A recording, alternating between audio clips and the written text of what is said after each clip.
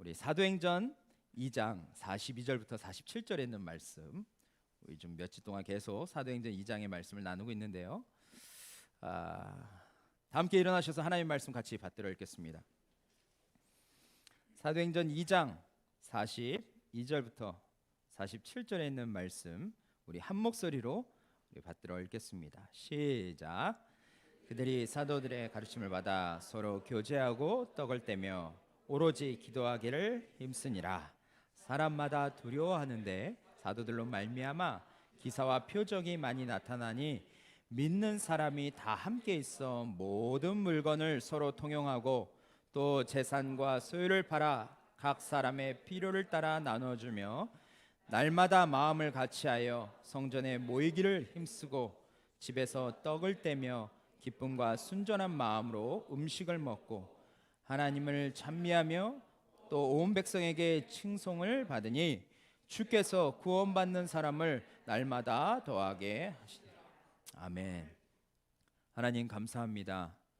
하나님께서 오늘도 저희를 이 귀한 예배의 자리로 불러주시고 또 하나님께 영과 진리로 예배하고 우리의 마음을 다하여 전심으로 주님을 찾고 주님을 고백하고 주님 앞에 결단함으로 다시 한번 설 수 있도록 인도해 주셔서 감사합니다.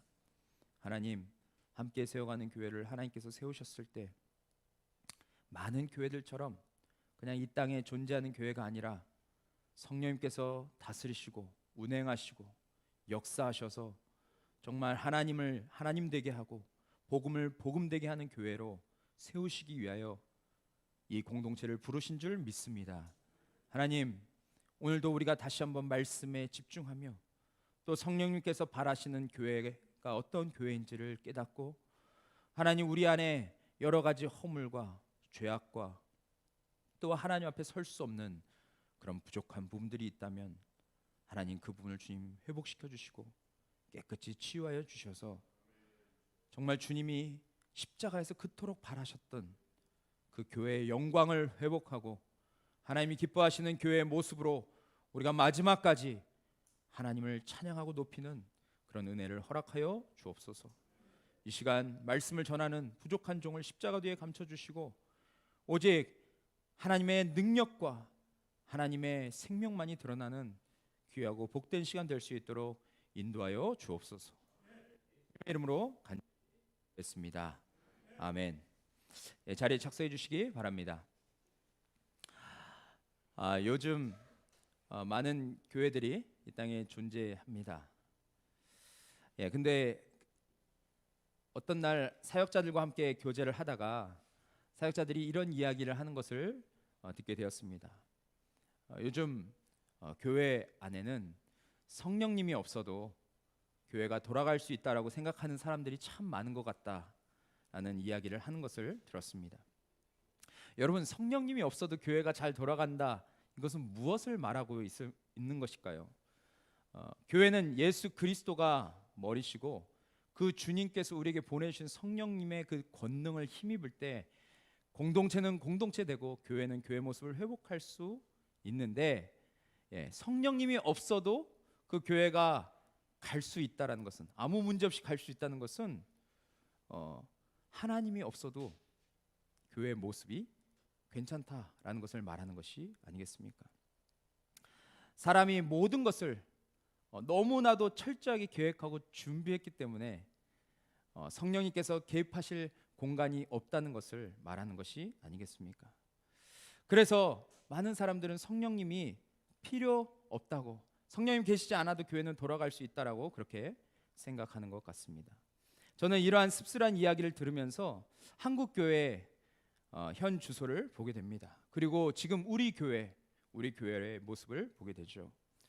여러분, 그럼 우리 각자에게 오늘 말씀을 듣기 전에 좀 이러한 질문을 던져봤으면 좋겠습니다. 우리 교회는 어떠한 교회인가? 우리 교회는 오늘 설교의 제목처럼 성령님께서 이끄시는 교회인가? 아니면 목사나 집사나 성도가 이끄는 교회인가? 여러분, 우리 교회는 어떤 교회인 것 같습니까?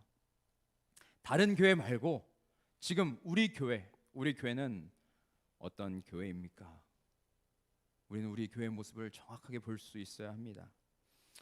그러면 여러분, 성령님께서 이끄시는 교회는 어떤 교회일까요? 우리는 여러 가지로 추측하고 알 수 있지만 우선 성령님이 다스리시고 이끄시는 교회는 복음의 능력이 나타나는 교회다라고 말할 수 있습니다.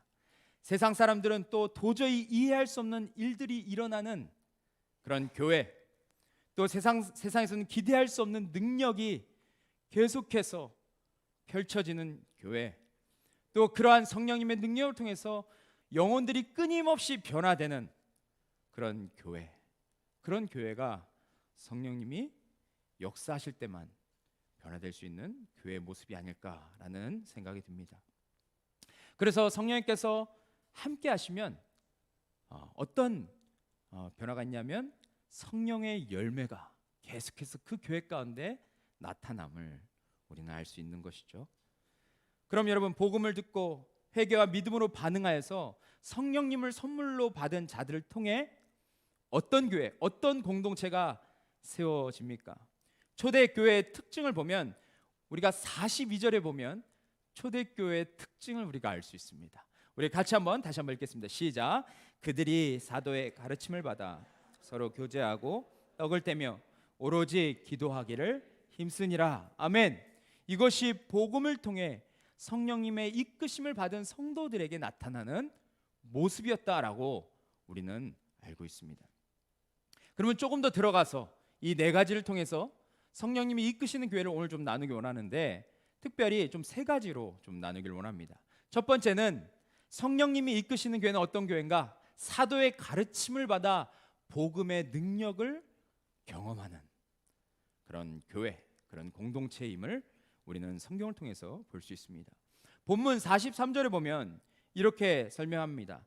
사람마다 두려워하는데 사도들로 말미암아 기사와 표적이 많이 나타나니 라고 말하고 있어요. 지금 여기에서 등장하는 사도들은 어떤 사도들입니까? 예수 그리스도의 십자가와 부활 사건을 목격한 사람들입니다. 또한 주님과 함께 동행했던 사람들이었죠. 사도행전 1장에 보면 제자들이, 예수님의 제자들 중에서 가룟 유다가 예수님을 배반하고 그가 목숨을 잃게 됩니다. 그럴 때 여러분, 그 12명이었던 제자였는데 11명으로 되자 이 제자들이 이제 어떻게 합니까? 이 성령님을 봐서 놀라운 사역을 하기 전에 우리가 12명을 채워야 함을 이야기를 합니다. 그런데 여러분, 그때 어떤 사람을 추천하는지 아십니까? 사도행전 1장 22절 보시면 예수께서 부활하심을 증명할 사람이 되어야 하리라 이렇게 이야기합니다. 다시 말하면 12제자 중 가룟 유다가 빠진 상태에서 한 사람을 추천하는데 그 한 사람은 다른 사람이 아니라 부활을 목격한 사람이어야 함을 말하고 있어요. 예수님께서 맡기신 복음 사역, 그 엄청난 복음 사역을 감당해야 할 사람은 바로 부활하신 예수님을 목격한 증인이어야 됨을 말하고 있는 것이죠. 그래서 26절에 보면 뭐라고 얘기하냐면 제비 뽑아 마띠아를 11사도의 수에 들어가게 하니라. 그래서 12명이 이렇게 되었음을 보게 됩니다. 그런데 지금 이 사도들이 성령의 충만을 받았을 때 어떤 일을 하게 됩니까? 우선 복음을 선명하게 전했습니다. 바로 위에 나오는 베드로처럼 예수 그리스도가 어떤 분이신지 구약의 모든 내용들을 이야기하면서 그분은 바로 우리의 주와 그리스도가 되신다라는 그 놀라운 진리를 선포하게 됩니다. 그리고 이 진리에 많은 사람들이 반응하게 되었음을 말하고 있죠. 또한 어떤 일이 일어납니까? 사도들이 예수의 이름의 권세로 놀라운 일들을 행합니다. 예수께서 하신 그 표적과 그 기적을 똑같이 따라하는 것처럼 그런 권능으로 위대한 일들을 감당하는 제자들을 우리는 보게 됩니다. 좀 전에 우리 집사님께서 기도하셨지만 사도행전 3장에 보면 베드로와 요한이 성전으로 올라가다 누굴 만납니까? 태어나면서부터 다리를 쓰지 못했던 안진뱅이를 만나죠. 근데 그를 불쌍히 여겨서 어떤 일을 하냐면 6절에 우리 같이 한번 읽겠습니다. 시작. 내게 있는 이것을 내게 주노니 나사렛 예수 그리스도의 이름으로 일어나 걸어라 하고, 아멘. 이렇게 예수님의 이름으로 일어나 걸으라, 예수 그리스도의 이름의 권능으로 놀라운 말을 선포했을 때 그 안진뱅이가 어떻게 되었습니까? 그가 일어나 걷게 되는 것을 보게 됩니다. 평생 걷지 못했던 사람입니다. 걷는 것이 어떤 느낌인 것을 알지 못했던 사람이었습니다. 늘 다른 사람들이 그를 들어서 옮겨줘야만 그곳에서 겨우 사람들에게 돈을 달라고 말할 수 있는 그런 사람이었습니다. 그런데 예수 그리스도의 권능으로 일어나 걸으라 라고 외치는 그 제자의 말을 통해서 이 사람이 놀라운 기적을 경험하게 됩니다. 그리고 그 기적은 여기에서 그치는 것이 아니라 계속해서 더욱더 놀라운 기적들이 일어나게 됨을 성경은 말하고 있습니다. 그런데 여러분, 예수님께서 예수님이 아니라 베드로와 요한이 안진뱅이를 일으켰을 때 사람들이 어떻게 반응했습니까? 성경에 보면 안진뱅이를 고쳤을 때 사람들이 심히 놀랐다라고 그렇게 말을 합니다. 또한 이러한 기적과 표적을 세상 사람들이 보았을 때 그들이 느꼈던 것은 바로 두려워하는 마음이었습니다. 여러분, 어떻게 이러한 일들이 일어날 수 있었을까요? 어떻게 유대인 3,000명이 하루에 한 번의 설교에 그렇게 구원을 받을 수 있었을까요? 또한 어떻게 사도들의 가르침에 그들이 순종할 수 있었을까요? 어떻게 제자들이 이렇게 담대하게 예루살렘에서 복음을 전할 수 있었을까요? 예루살렘은 바로 자기의 스승이신 예수님을 십자가에 못 박은 그 자리였는데 어떻게 그곳에서 담대하게 제자들이 예수 그리스도를 전할 수 있었을까요? 제자들이, 사도들이 설교를 했을 때 어떤 사람들은 그것에 감격하고 반응했습니다. 근데 여러분, 우리가 생각했을 때 사도들은 어떤 사람이었습니까? 얼마 전까지만 해도 스승님을 버리고 도망갔던 배신자였고 겁쟁이였습니다. 그런데 그들의 말을 어떻게 경청하고 그들의 말을 통해서 그들이 회개하고 예수 그리스도를 받아들일 수 있었을까요? 그 이유가 무엇일까? 그것은 바로 성령님께서 그들 가운데 임하시고 역사하셨기 때문에 그렇습니다. 성령님이 아니고서는 이러한 능력이 우리에게서는 나올 수가 없는 것이죠. 사도행전 1장 8절 보시면 우리가 너무나도 잘 아는 말씀이지만 이 말씀에는 엄청난 진리를 말하고 있습니다. 오직 성령이 너희에게 임하시면, 성령님께서 너희의 삶 가운데 임하시면, 너희가 성령님을 받아서 성령님이 너희 삶에 내주하시게 되시면 너희가 권능을 받고 파워, 힘, 능력을 받고 예루살렘과 온 유대와 사마리아 땅까지 이르러 내 증인이 된다라고 말하고 있습니다. 여러분, 이러한 기적과 역사는 이 당대에만 있었던 것이 아니라 지금도 동일하게 그러한 역사는 일어나고 있습니다. 여전히 복음을 선포하는 사람들 통해서 이러한 기적들이 오늘날에도 한국 교회를 통해서 이루어지고 있음을 우리는 기억해야 합니다. 매주 교회에서 선포되는 말씀과 일상에서 선포되는 말씀, 그것을 통해서 사람들이 변화되고 있다는 것입니다. 저는 이번 주 금요일 날, 지난주 금요일 날에도 두 자매님과 함께 복음반을 했습니다. 이제 12주 과정 가운데 마지막 주를 하고 마지막에 구령 상담을 했습니다. 그동안 계속해서 예수 그리스도가 누구신지, 또 우리가 왜 종교인으로 살 수밖에 없는지, 왜 우리가 죄와 사망의 권세 아래 허우적거리며 그 안에서 벗어날 수 없는지, 그 비참한 인간의 실태에 대해서 이야기를 하면서 주님이 이 땅에 오셔서 하신 일이 무엇인지를 진지하게 저녁마다 그렇게 나눴습니다. 그리고 마지막에 예수 그리스도에 대해서 다시 한번 선포하고 난 다음 자매님들에게 이제는 자매님들이 반응하실 차례라고 이야기를 했습니다. 그래서 제가 물었습니다. 자매님은 예수님을 당신의 인생의 주와 그리스도로 믿으십니까?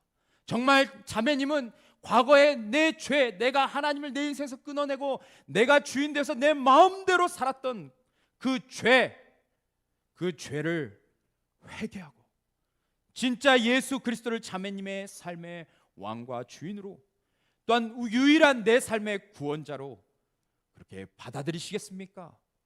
라고 질문을 했는데 두 자매님 다 아멘, 네 라고 대답하셨습니다. 여러분, 이것이 얼마나 감격스럽고 얼마나 기쁜 일입니까? 전 너무나도 기쁘고 감격해서 또 같이 눈물을 흘리며 그렇게 주님께 영광 돌렸어요. 금요일 날 설교 준비를 해야 되는 그 시간이었지만 설교를 준비해야 된다는 것을 까맣게 잊고 그렇게 기쁨 가운데 그냥 하루를 그렇게 보냈습니다.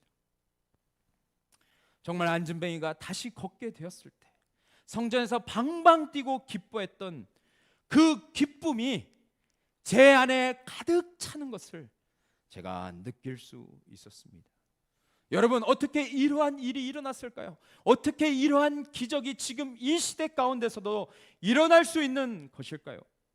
그것은 자매님들의 삶에 성령님께서 임하시고 성령님께서 그 안에서 역사하셨기 때문임을 믿습니다. 고린도전서 12장 3절에 이런 말씀이 있습니다. 성령으로 아니하고는 누구든지 예수를 주시라 할 수 없느니라 라는 말씀이 있는데, 성령님께서 역사하셨기 때문에 예수님을 주로 고백하게 되는 것을 보게 되었습니다.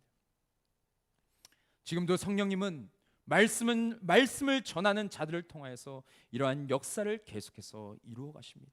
사도들을 통해서, 목회자를 통해서, 또 구원받은 성도들이 나아가서 입을 벌려서 예수 그리스도를 전할 때 지금도 성령님은 역사하시고 지금도 우리를 통해서 정말 길을 잃고 방황하며 하나님을 떠난 자들을 하나님은 구원하기를 원하신다라는 것입니다.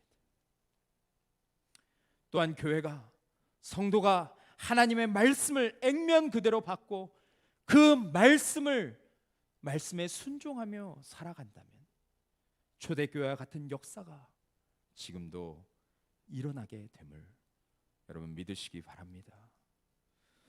두 번째로는 성령님이 이끄시는 교회는 서로 교제하는 것을 기쁨으로 여기며 살아가게 되는 교회임을 말하고 있습니다. 여기에서 교제는 무엇을 말하고 있을까요? 우리가 오늘 44절부터 46절에 보면 이렇게 말하고 있습니다. 믿는 사람이 다 함께해서 모든 물건을 서로 통용하고 또 재산과 소유를 팔아 각 사람의 필요를 따라 나눠주며 46절 앞부분을 보면 날마다 마음을 같이하여 성전에 모이기를 힘쓰고 라고 이렇게 말하고 있습니다. 여러분, 이러한 모습을 보면, 이러한 공동체를 보면 무엇을 생각할 수 있습니까? 우리 주위에도 이러한 공동체가 있습니까? 네. 정말 자신의 것을 자신의 것이라고 여기지 않고 그것을 기쁨으로 나눌 수 있는 그런 공동체가 바로 함께 세워가는 교회라고 그렇게 여러분 믿으십니까? 이러한 모습들을 한마디로 보면 우리는 어떻게 평가할 수 있습니까? 바로 사랑으로 똘똘 뭉쳐진 가족이라고 우리는 말할 수 있을 것 같습니다. 이 당시에 지방에서 올라온 사람들, 오순절을 맞이해서 그들은 지방에서 올라왔습니다. 그리고 여기에서 그렇게 예배를 드리고 함께 어울렸다 다시 고향으로 돌아갈 생각을 하고 있었죠. 하지만 그들이 올라와서 예루살렘에서 어떤 소식을 듣습니까? 바로 얼마 전에 십자가에서 죽으신, 또 부활하신 예수 그리스도에 대한 그 놀라운 소식을 그들이 듣게 됩니다. 그래서 그들이 어떻게 합니까? 그들이 예루살렘에 정착하게 됩니다. 그들이 가지고 온 옷도 별로 없고 밥도 먹어야 하고 또 머무를 집도 필요했었습니다. 그 정말 혼란스러운 상황이 그들에게 닥친 것이죠. 왜냐하면 그들은 다시 고향으로 돌아가야 되는데 그곳에 복음을 듣고 그것에서 교회를 세워야 된다는 것을 깨닫고 그들이 그곳에 머물게 되었으니 여러분 굉장히 당황스러운 일 아니겠습니까? 그런데 그럴 때 어떤 일이 일어났습니까? 예수님을 영접하고 성령님을 모신 성도들이 바로 자신들의 물건을 나누게 됩니다. 또한 재산과 소유를 팔아서 각 사람의 필요를 따라 나누어 주었다라고 성경은 말하고 있습니다. 어찌 이런 일이 가능했을까요? 그것은 성령님을 선물로 받은 사람들에게 놀라운 생각이, 같은 생각이 있었는데 그것은 뭐냐면 예수님으로, 복음으로 결론난 사람들은 바로 한 형제 자매 가족이라는 그 의식을 갖게 되었기 때문입니다. 여러분, 가족은 어떤 곳입니까? 부모님께서 돈을 벌어오시면 그 돈을 가지고 가족들이 서로 나누게 되죠. 그리고 서로의 필요를 채워주게 됩니다. 이것이 우리가 경험하고 있는 가족이 아니겠습니까? 마찬가지로 예수님을 통해서 하나님을 아버지라 부르게 되면, 너나 나나 하나님을 아버지라 부르게 되면 좋든 싫든 우리는 한 가족이 되는 것입니다. 그리고 그 안에서 서로의 것을 나누는 것을 아까워하지 않게 되는 것이죠. 또한 날마다 그들은 마음을 같이하여 성전에 모이기를 힘썼다라고 그렇게 말하고 있습니다. 이것을 보면 그들이 얼마나 끈끈했는지, 그들의 모임이 얼마나 좋고 얼마나 그 가운데 기쁨이 차고 넘쳤는지를 우린 짐작할 수 있습니다. 여기서 강조하는 것은 무엇입니까? 바로 날마다라는 것입니다. 그들은 잠깐 열정을 발휘하고 그리고 식은 신앙이 아니라 그 누구도 막을 수 없는 그 생명력, 그것을 가지고 있었음을 우리는 이 단어를 통해서 알 수 있습니다.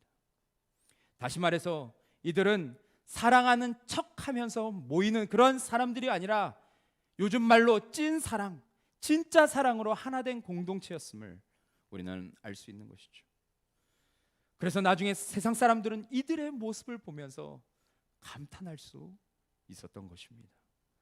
초대교회 터툴리안의 글을 보면 초대교인들은 종종 불신자들에게 전도할 때 뭐라고 말을 했냐면, 우리는 그냥 나가서 전도지를 주면서 예수님 믿으세요, 네, 이곳에 함께 세워가는 교회가 있습니다, 신앙생활 하시면 정말 좋습니다, 이런 말을 했지만 초대교회 성도들은 뭐라고 얘기했냐면 이렇게 얘기했습니다. 우리 같이 한번 읽어보겠습니다. 시작.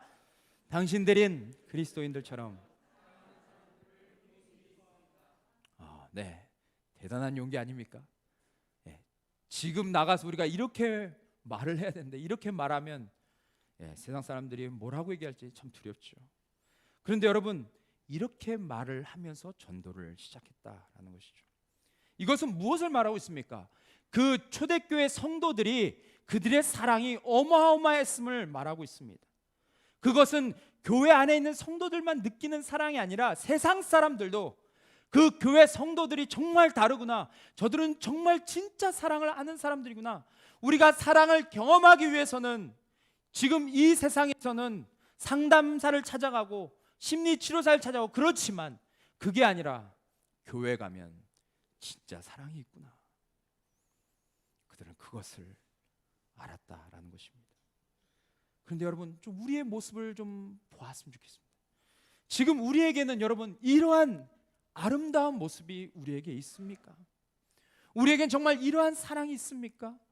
우리 주변에 있는 사람에게 정말 당신이 사랑을 깨닫기를 원한다면 우리 교회 오라고, 우리 교회 와서 하나님이 우리 교회 성도들 어떻게 인도하시는지, 당신이 우리 교회 오면 하나님의 사랑을 볼 수 있을 것이라고 여러분 그렇게 거침없이 그렇게 말씀하실 수 있습니까? 예수님의 사람이라는 양육교재를 보면 이러한 내용이 있습니다. 유기성 목사님이 이런 이야기를 거기다 적어놨는데, 언젠가 지하철을 타고 가다가 얼굴이 붉어진 일이 있었다라고 합니다.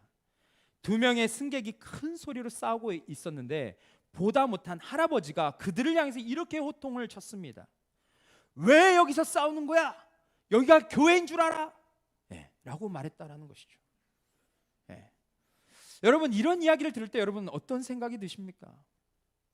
참 우픈 이야기 아닙니까? 웃기면서도 슬픈 이야기 아니겠습니까? 교회 안에 얼마나 사랑이 없으면, 교회 안이 얼마나 시끄럽고, 얼마나 교회 안에서 시기하고 질투하고 다툼이 있으면 세상 사람들이 이렇게 말하는 것일까요? 사랑은 기독교의 핵심 가치이고 세상이 흉내낼 수 없는 보물인데, 우리는 어쩌면 가장 중요한 것을 놓치고 껍데기만 붙들고 살고 있지 않는지 우리 자신을 돌아봐야 합니다. 교회 공동체를 통해서 이러한 사랑을 경험할 수 있어야 하는데, 내가 속한 공동체에서 이러한 사랑을 우린 정말 경험하고 있는가? 성경에서 사랑에 대해서 말하고 있는 중요한 두 개의 구절이 있습니다. 우리가 그 구절을 좀 나누기 원하는데, 요한복음 3장 16절 보면 하나님이 세상을 이처럼 사랑하사 독생자를 주셨다라고 말하고 있습니다.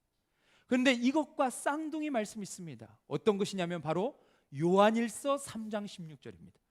외우기 쉽죠? 요한복음 3장 16절, 요한일서 3장 16절. 근데 여러분, 요한일서 3장 16절은 뭐라고 말하고 있습니까? 우리 같이 한번 읽어보겠습니다. 시작. 그가 우리를 위하여 목숨을 버리셨으니 우리가 이로써 사랑을 알고 우리도 형제들을 위하여 목숨을 거는 것이 마땅하니라. 여러분, 요한복음 3장 16절에서는 무엇을 말하고 있습니까? 바로 하나님의 사랑을 이야기하고 있습니다. 우리의 삶 가운데 폭포수처럼 부어주신 그 하나님의 사랑, 그 사랑은 결국 예수 그리스도를 내어주시기까지 사랑하셨다라는 것을 말하는 것이죠. 그런데 요한일서 3장 16절은 무엇을 말하고 있습니까? 하나님이 우리에게 그런 사랑을 주셨으니, 예수님께서 우리에게 목숨을 버리시면서 우리에게 그런 사랑을 보여주셨으니 우리도 형제를 위하여 목숨을 버리는 것이 마땅하다라고 말하고 있다는 것입니다. 이 말씀은 우리에게 엄청난 헌신을 요구하고 있습니다. 우리 사랑하는 형제 자매들을 위해서, 교회에서 한 몸을 이루고 있는 공동체 우리 성도들을 위해서 내 목숨을 주는 것이 마땅하다. 내 자녀들을 위해서 목숨을 주는 것, 그것은 가능할 수 있습니다. 하지만 하나님의 백성들, 예수 그리스도를 통해서 변화된 형제 자매를 위해서 우리의 목숨까지 내어주시는 것도 마땅한 일임을 이야기하고 있습니다. 근데 여러분, 이것이 가능하겠습니까? 우리의 힘으로 가능한 일입니까? 그래서 여러분, 우리가 성경을 보면 이 사랑은 우리에게서 나오는 것이 아닙니다. 이 놀라운 자신의 목숨까지 내어주는 사랑은 우리가 예수 그리스도를 날마다 묵상할 때, 그분의 은혜를 날마다 묵상하고 그 은혜가 내 삶에 더욱더 실제가 되어질 때 우리는 그러한 사랑의 자리까지 나아갈 수 있다는 것을 이야기하고 있습니다. 여러분이 소속된 목장, 팀, 또 집사회, 또 목회자 그룹 안에서 여러분 이러한 사랑의 교제를 기대할 수 있습니까? 고린도전서 13장 13절 보면 그런즉 믿음, 소망, 사랑 이 세 가지는 항상 있을 것인데 그 중에 제일은 뭐라고 합니까? 사랑이라 라고 말하고 있습니다. 초대교회 성도들의 교제는 다른 것이 아니라 사랑 그 자체였습니다. 저는 우리 공동체에서도 새로운 영혼들이 이 사랑을 느낄 수 있기를 원합니다. 세상에서 느낄 수 없는 주 예수 그리스도의 그 한없는 사랑을 우리 공동체를 통해서 느끼고 또 우리가 그 사랑을 나누어 줄 수 있는 그런 통로로 쓰임 받기를 간절히 소망합니다. 마지막 세 번째는 떡을 떼는 일과 기도하는 일에 전념하는 교회가 되었다라고 말하고 있습니다. 이것이 바로 성령님께서 이끄시는 교회의 모습임을 이야기하죠. 여기서 떡을 떼다라는 것은 어떤 의미입니까? 많은 학자들은 이 부분에서 다양한 의견들을 말합니다. 하지만 우리가 분명히 알 수 있는 것은 함께 식사하는 의미만을 이야기하는 것이 아님을 알 수 있는 것이죠. 이 성경을 쓴 누가는 여기 좀 전에 바로 뭐를 이야기하고 있습니까? 떡을 떼며라는 것 바로 앞에 교제하고 라는 것을 이야기했고 바로 뒤에는 무엇을 언급했습니까? 기도하기를. 교제와 기도 사이에 바로 떡을 떼며라는 것을 넣었습니다. 이것은 무슨 의도를 가지고 그렇게 말했을까요? 우리가 조금만 생각해봐도 이것은 그냥 식사하는 것으로만 해석할 수 없다는 것을 알 수 있습니다. 그러면 왜 서로 떡을 떼는 부분을 말했을까요? 이것이 바로 성령님이 이끄는 교회와 무슨 상관이 있을까요?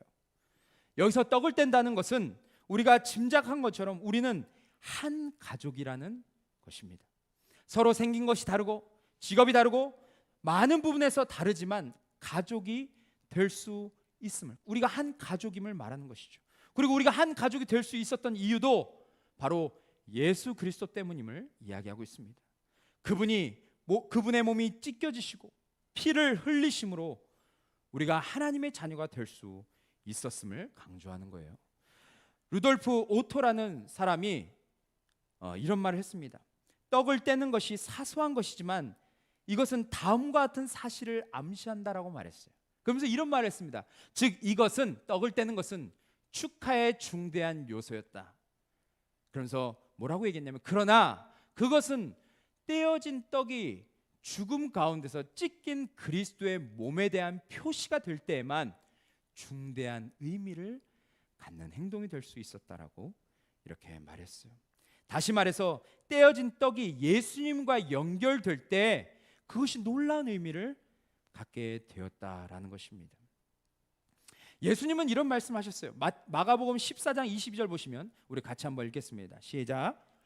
그들이 먹을 때 예수께서 떡을 가지사 축복하시고 떼어 제자들에게 주시며 이르시되 받으라, 이것은 내 몸이니라 하시고 라고 했어요. 그러니 그리스도인이 함께 모여서 떡을 떼며 식사할 때 여러분 어떤 마음이 들었겠습니까? 예수님께 감사하는 마음, 그분의 공로로, 그분이 나를 대신해 십자가에 지심으로 나를 하나님의 친백성 삼아주시고 내 죄를 사해 주시고 나를 의롭다 해주신 그 은혜에 감사하면서 주님을 찬양하면서 그렇게 떡을 떼지 않았겠습니까? 남들은 떡을 떼는 것이 그저 허기진 배를 달래는 것일 수 있지만 성도들은 달랐습니다. 그들은 떡을 보면서 십자가에 죽으시고 부활하신 예수 그리스도를 바라볼 수 있었습니다. 그리고 그분으로 인해서 새 힘을 얻게 되었고 소망을 얻게 되었음을 말하고 있는 것이죠. 그래서 여러분, 생명의 공동체 교회는 날마다 떡을 떼고 예수 그리스도를 묵상해야 하는 것입니다. 여러분 한번 생각해 보십시오. 교회가 만약에 이러한 경건한 모임, 또 죄를 고백하는 그런 시간들, 또 삶을 나누는 모습이 없다면 여러분 어떻겠습니까? 그래서 우리는 내년에 더 모이기를 힘써야 될 줄 믿습니다. 더 모여서 함께 떡을 떼고, 더 모여서 함께 기도하고, 더 모여서 서로의 어려움을 나누고 함께 눈물로 기도해주는 그런 공동체가 되어야 될 줄 믿습니다. 어저께 청년부 모임이 시작됐는데 청년부 모임 시작할 때 제 안에 엄청난 기대감이 있었습니다. 그리고 함께 모임을 가졌는데 그 안에서 한 자매가 자신의 정말 어려운 마음을 내면서, 끄집어내면서 눈물로 그것을 위해서 기도해달라고 이야기했어요. 그래서 저희가 같이 그 자매를 위해서 기도하고 교회를 위해서 함께 기도했습니다. 여러분, 세상에서 어떤 모임이 이러한 것을 흉내낼 수 있겠습니까? 교회만이 그러한 모임을 이룰 수 있는 것입니다. 또한 공동체는 모였다 하면 기도하는 그런 모임이 있었음을 말하고 있습니다. 누가가 42절에 이렇게 말합니다. 그들이 사도의 가르침을 받아 서로 교제하고 떡을 떼며 오로지 기도하기를 힘쓰니라 라고 말하고 있어요. 이 공동체의 기도는 예전 유대인들의 모델을 따랐을 것입니다. 예전 유대인들도 하나님 앞에 시간을 정하고 늘 기도했었습니다. 그래서 3장 1절 보면 제자들도 그 당시의 문화처럼 제9시에 기도 시간에 베드로와 요한이 성전에 기도 시간에 대해서 성전에 올라가서 함께 기도했다라는 것을 말하고 있습니다. 그런데 여러분, 이 사도들이 성전에 올라가서 기도할 때 그곳에 많은 사람들이 그 기도 시간에 모여서 함께 기도하지 않았을까요? 근데 그들이 모여서 어떤 기도를 했을까요? 47절에 나오는 것처럼 하나님을 찬미하며, 그렇죠. 여기서 찬미라는 것은 어떤 뜻입니까? 어떤 대상의 아름다움을 기리어 칭송하다, 그 대상을 높이는 것을 말하고 있습니다. 물론 찬양이 될 수 있고 예배의 여러 가지 순서들이 될 수 있지만 그들이 함께 기도하면서 주 예수 그리스도를 통해서 내 삶에 이루신 그 놀라운 일들을 고백하고, 우리를 공동체로 묶어주신 것을 고백하고, 우리에게 산 소망을 주셔서 우리가 이 세상을 살아갈 때 마지막까지 그 주님을 붙들고 살 수 있도록 하신 그 놀라운 은혜에 감사하며 감격하며 그렇게 하나님께 영광 돌리지 않았을까요?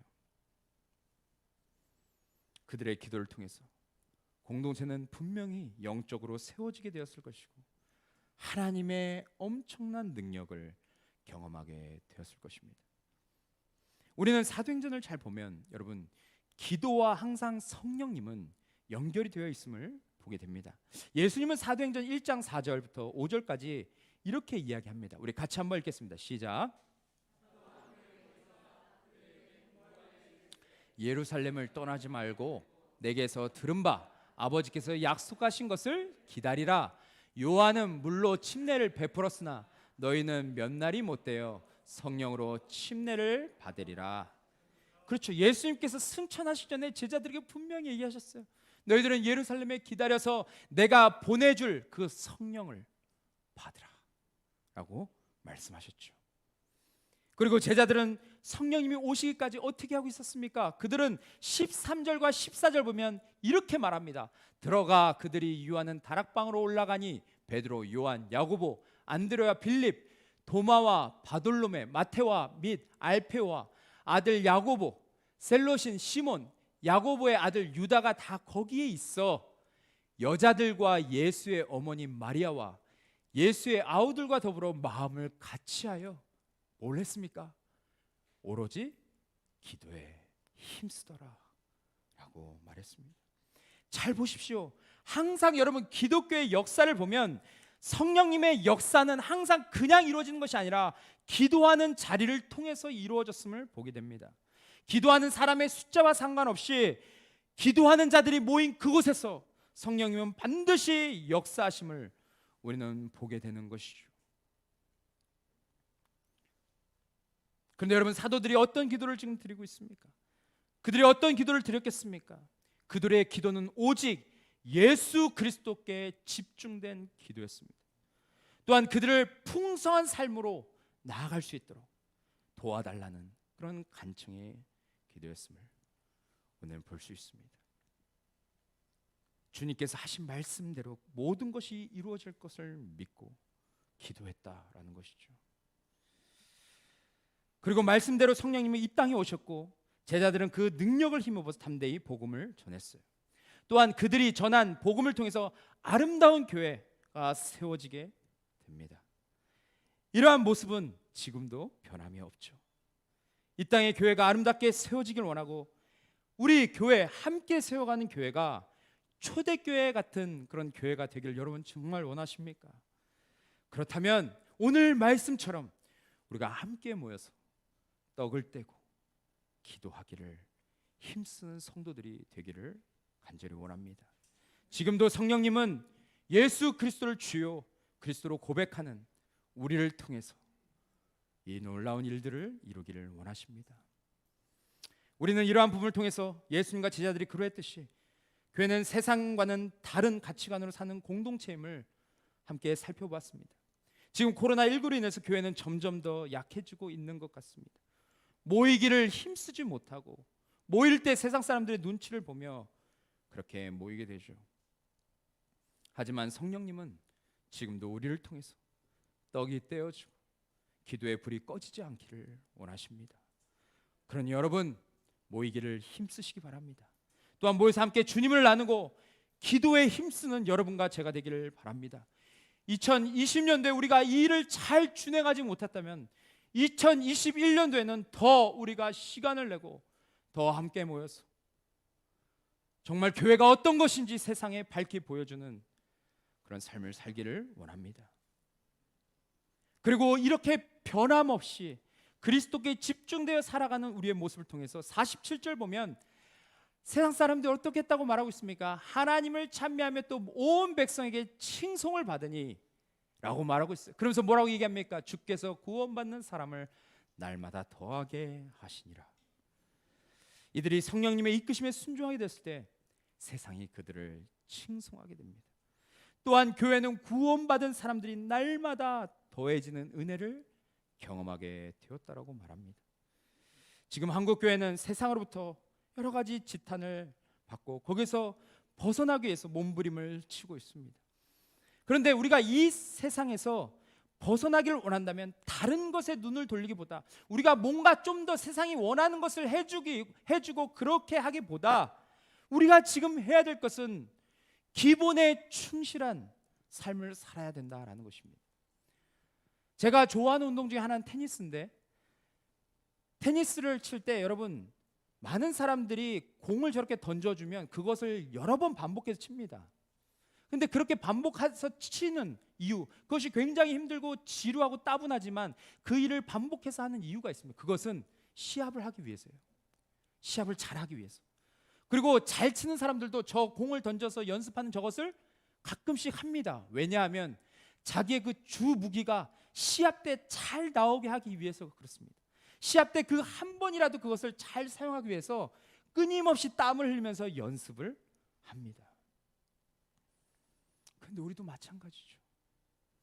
우리가 지금 기본에 충실하고 우리가 본질을 놓치지 말고 함께 모여서 그것을 계속해서 누가 뭐라 하든 그 일을, 그 아름다운 선한 일을 감당해야 되는 것은 우리가 기본에 충실할 때, 우리가 본질을 놓치지 않고 살아갈 때 그 모습이 세상으로 자연스럽게 흘러가기 때문에 그렇습니다. 여러분, 어거스틴이라는 사람은 이런 말을 했습니다. 우리 같이 한번 읽어보겠습니다. 시작. 본질에는 일치를, 비본질적인 것에는 자유를, 그 외의 모든 것에는 사랑을 더하라 라고 말했어요. 이것은 바로 교회가 놓치지 말아야 할 놀라운 진리 중에 하나라고 저는 생각을 합니다. 지금 우리는 본질을 다시 회복해야 합니다. 복음이면 충분하다라고 하는 그 진리에 다시 집중해야 하는 것이죠. 그리고 우리의 삶으로 그것이 맞다는 것을 우리는 보여주어야 합니다. 내 아내에게, 내 남편에게, 내 자녀들에게, 우리 가정 안에서 먼저 그것이 이루어져야 합니다. 그래야 그것이 세상 밖으로 흘러갈 수 있는 것이죠.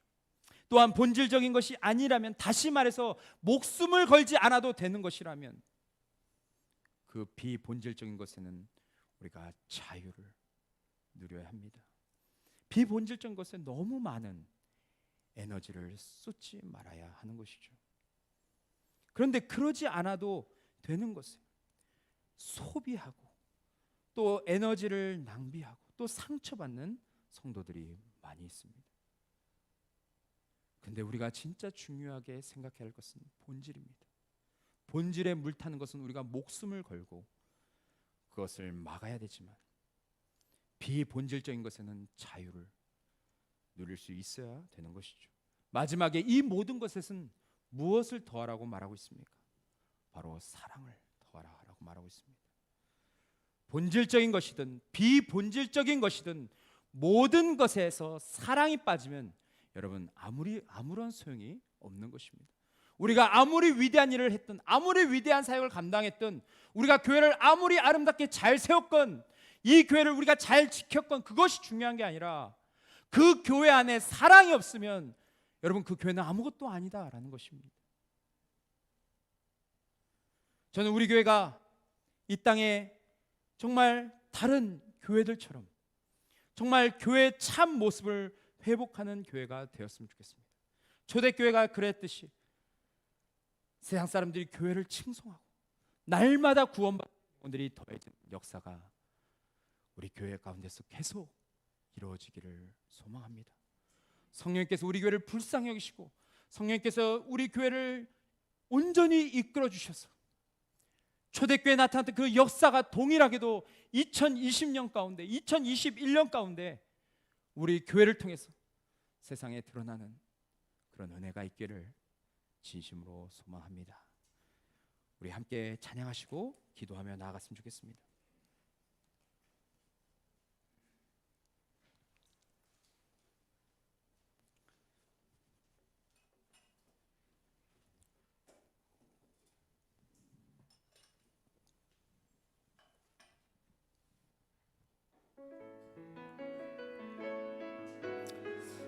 우리 오늘 찬양의 가사를 좀 함께 생각하시면서 우리 좀 함께 찬양하며 나갔으면 좋겠습니다. 주님 다시 오실 때까지, 주님 다시 오실 때까지 나는 이 길을 가리라. 좁은 문 좁은 길 좁은 길 나의 십자가 지고 나의 십자가 지고 나의 가는 이 길 끝에서 나의 가는 이 길 끝에서 나는 주님을 보리라. 영광의 내 주님 나를 맞아주시리. 나를 맞아주시리. 주님 다시 오실 때까지 주님 다시 오실 때까지 나는 일어나 달려가리라. 주의 영광 온 땅 덮을 때 나는 일어나 노래하리. 나는 일어나 노래하리. 내 사모하는 주님 온 세상 그 주시라. 내 사모하는 주님 내 사모하는 주님 영광의 왕이신 주님 다시 오실 때까지 주님 다시 오실 때까지 나는 일어나 달려가리라. 나는 일어나 달려가리라. 주의 영광 온 땅 덮을 때 나는 일어나 노래하리. 나는 일어나 노래하리. 내 사모하는 주님 내 사모하는 주님 온 세상 그 주시라. 내 사모하는 주님 영광의 왕이신 내 사모하는 주님 내 사모하는 주님 온 세상 그 주시라. 아멘. 그렇습니다. 내 사모하는 주님 영광의 왕이시라. 성령이 오셨네. 성령이 오셨네. 성령이 오셨네. 내 주에 보내신 성령이 오셨네. 우리 인생 가운데 친히 찾아오셔서 그 나라 꿈꾸게 하시네. 다시 한번 찬양합시다. 성령이 오셨네. 성령이 오셨네. 성령이 오셨네. 내 주에 보내신 성령이 오셨네. 우리 인생 가운데 친히 찾아오셔서 그 나라 꿈꾸게 하시네. 아멘. 이 시간 우리 오늘 함께 나눈 말씀을 가지고 결단하며 주 앞에 기도하며 나갔으면 좋겠습니다. 하나님, 우리 교회가 사람들의 말에 움직이는 교회가 아니라 세상 사람들이 말하는 대로 움직이는 교회가 아니라 오직 이 땅에 오셔서 진리로 우리를 인도하시는 성령님의 이끄심대로만 순종하는 교회 되게 하여 주시옵소서. 성령님의 능력이 날마다 나타나게 하여 주시옵소서.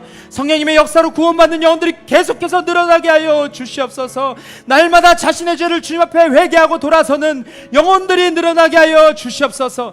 이제 종교인의 삶에서 만족하는 것이 아니라 이제 정말 신앙인의 자리로 나올 수 있도록 인도하여 주시옵소서. 내 안에 예수 그리스도를 주요 그리스도로 모시게 하여 주시고 주님의 통치와 다스림을 받는 그 놀랍고 위대한 일이 우리 각 개인을 통해서 이루어지게 하여 주시옵소서. 우리 함께 결단하며 기도하며 나아가겠습니다. 하나님 아버지, 이 시간 감사합니다. 하나님, 오늘 우리로 하여금 정말 사도행전 말씀을 통하여서 정말 하나님 앞에서 우리가 어떠한 모습으로 살아가야 되는지를, 또한 정말 성령님이 이끄시는 교회가 어떠한 교회인지를 다시 한번 알게 하여 주셔서 감사합니다. 하나님 아버지, 하나님 아버지, 하나님, 정말 이 땅의 함색교회를 하나님께서 부르시고, 하나님 우리를 이곳에 모이게 하여 주시고, 하나님 우리가 이곳에 말씀을 나누게 하여 주시고, 하나님 이곳에 우리가 사랑과 섬김의 도를 실현하게 하여 주시고, 하나님 우리가 이곳에서 서로의 아픔과 상처와 서로 있는 그 마음의 깊이 정말 우리가 묻어두었던 그 쓴뿌리를 하나님 끄집어내서 주의 십자가의 보혈의 능력으로 회복하여 정말 하나님 앞에 다시 한번 설 수 있는 그런 은혜를 우리에게 주신 주님 감사하고 주님께 찬양과 영광 올려드립니다. 하나님, 정말 오늘 말씀처럼 정말 우리가 성령님의 이끄심에 순종하고 성령님의 다스림 가운데 우리가 철저히 굴복하며 살아가는 심령들 될 수 있도록 인도하여 주시옵소서. 정말 내가 예수 그리스도를 인격적으로 만나고 주님을 나의 주요 그리스도로 받아들였을 때 하나님께서 우리 안에 성령님을 선물로 주신다고 하셨고, 하나님 그 성령님이 내 안에서 역사하셔서 하나님 우리가 정말 교회를 교회되게, 아버지 정말 복음을 복음되게 하신다고 주님 말씀하셨습니다. 하나님, 우리 안에 정말 거룩한 성령님이 계십니까? 하나님, 우리 교회에 정말 성령님께서 우리를 다스리고 계십니까? 교회 처음부터 마지막까지 성령님께서 모든 것을 주관하시고 성령님께서 움직이시고 우리의 생각과 우리의 감정과 우리의 경험을 온전히 굴복시키고 성령의 그 능력을 하나님 이 교회 가운데서 정말 이루심을 우리가 믿고 나아가고 있습니까? 하나님, 이 시간 우리 자신을 다시 한번 돌아보게 하여 주시옵소서.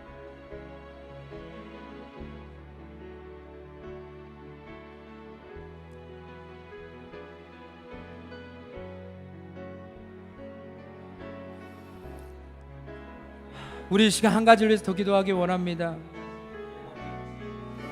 오늘 이 성령님의 권능을 받고 성령님의 능력대로 우리가 살기를 원한다면, 또한 성령님께서 우리 공동체를 이끌어 주시길 우리가 원한다면 먼저 이루어져야 될 일이 있습니다.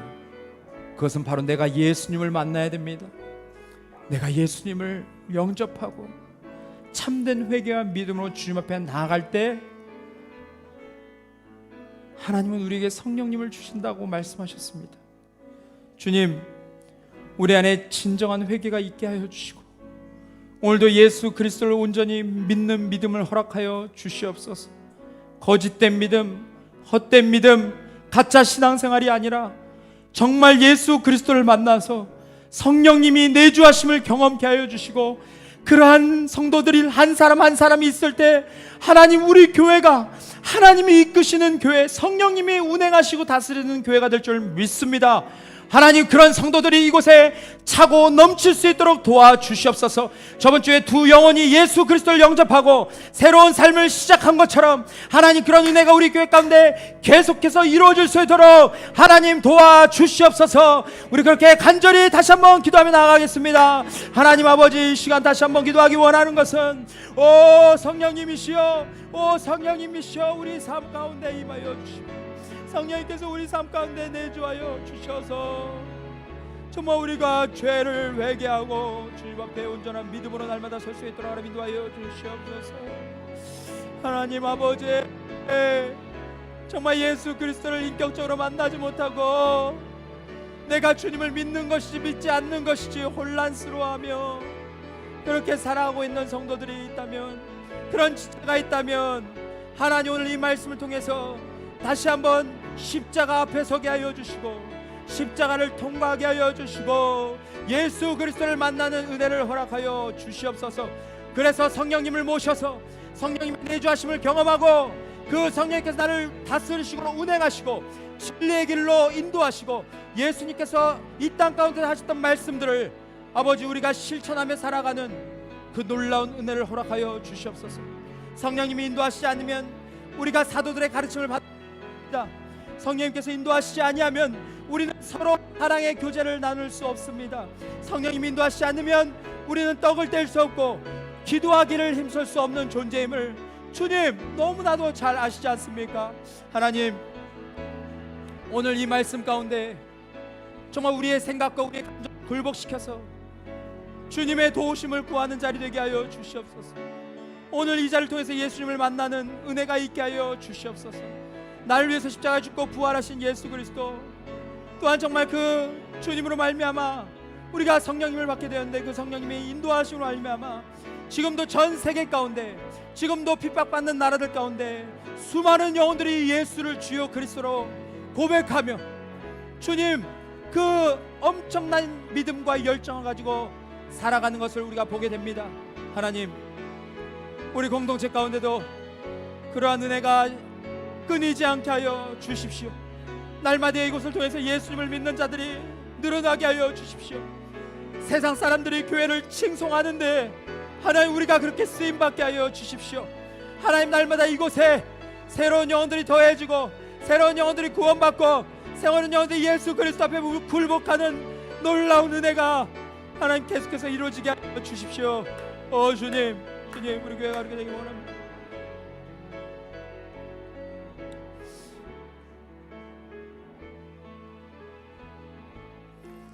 하나님 아버지, 감사합니다. 오늘도 하나님께서 이 예배 자리 가운데 우리를 불러주시고 하나님의 신실하심, 하나님의 완전하심, 또 하나님의 위대하심을 다시 한번 바라볼 수 있도록 도와주셔서 감사합니다.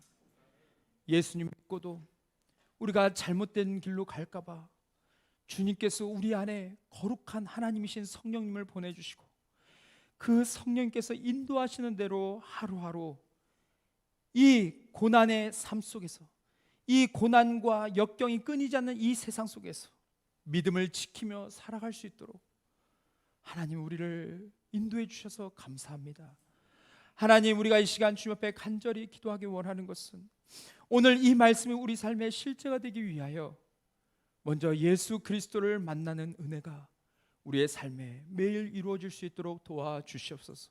아직 예수 그리스도를 마음에 영접하지 못하신 분들이 계시다면 오늘 이 말씀을 통해서 예수님을 내 마음 가운데 믿기로 결단을 내릴 수 있도록 도와주시고 그 살아계신 주님을 내 삶의 주요 그리스도로 받아들이는 은혜가 있을 수 있도록 도와주시고 이제는 성령님의 인도하심을 느끼며 그 성령님께서 우리를 다스리시고 운행하시는 대로 살아가는 그 놀라운 축복을 허락하여 주시옵소서.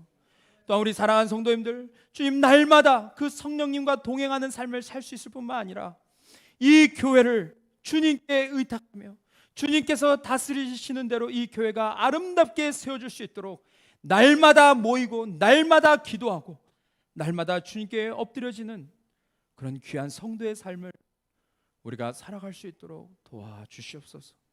성령님, 지금도 교회 가운데 운행하시고 역사하실 뿐만 아니라 우리의 삶을 다스리시고 인도하심을 믿습니다. 우리가 이 사실을 믿는다면 정말 내 생각과 내 감정과 나의 경험과 나로부터 나오는 그 모든 것을 오늘 이 자리를 통해서 주님 앞에 다시 한번 내려놓게 해주시고 성령의 충만을 받아서 정말 한 주를 살아갈 때 나의 모습이 나타나는 것이 아니라 오직 하나님 중심의 삶, 하나님의 능력과 하나님의 생명이 나를 통해서 주변으로 흘러가는 그런 통로로 주님께 쓰임받을 수 있도록 인도하여 주시옵소서. 하나님, 우리 사랑하는 성도님들의 삶의 자리 가운데 여러 가지 고난과 여러 가지 위기와 또 사업의 어려움과 또한 육신의 연약함으로 말미암아 여러 가지 주님 앞에 기도하고 있는 부분들이 있을 줄 알고 있습니다.